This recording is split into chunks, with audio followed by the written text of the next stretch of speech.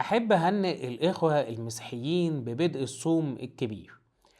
طبعا بعد عمليات السمنة الصيام مسموح بشكل طبيعي، طالما عدى عليك 3 أو 4 أسابيع بعد العملية تقدر إن أنت تصوم بشكل طبيعي بدون أي مشاكل.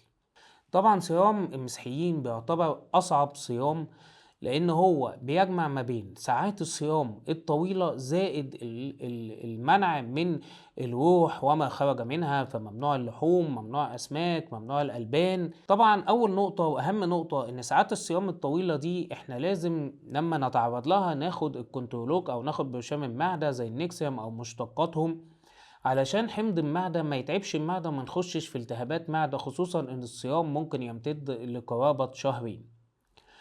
تاني نقطة، طالما إن ممنوع الألبان واللحوم والأسماك فإحنا اعتمادنا بشكل رئيسي هيكون على البروتين النباتي.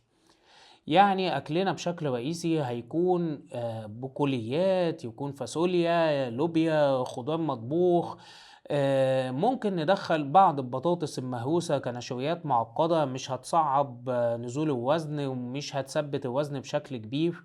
أهم حاجة لازم إن احنا نحسب دايما سعراتنا، لازم سعراتنا تكون في المنطقة ما بين 700 ل 1000 سعر، لأنها لو زادت عن كده هتلاقي ثبات كبير في الوزن هيحصل، خصوصا لو احنا لسه عاملين عملية السمنة قريب ومحتاجين إن احنا ننزل وزن بشكل كويس. طبعا طالما ان احنا دخلنا نشويات ما ينفعش نبقى في نفس الوقت مدخلين دهون وبكميات، فاحنا لازم نبعد عن الحاجات المقلية.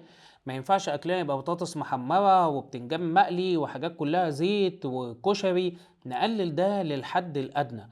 اكلنا يكون بروتينات بشكل كبير. اكل البروتين مهم لمنع تكسير العضلات.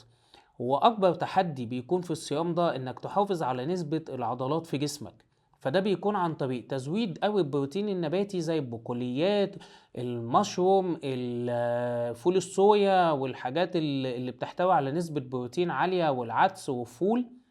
وممكن برضو نساعد معاه بالواي بروتين، في واي بروتين نباتي بيكون مستخلص من بروتين الصويا. اهم تحدي خلال فترات الصيام ان احنا وزننا ما يزيدش.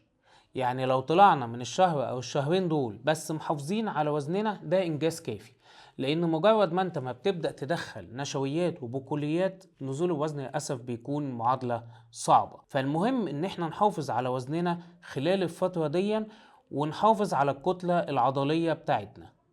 وكل سنة وانتم طيبين وبخير وبسعادة.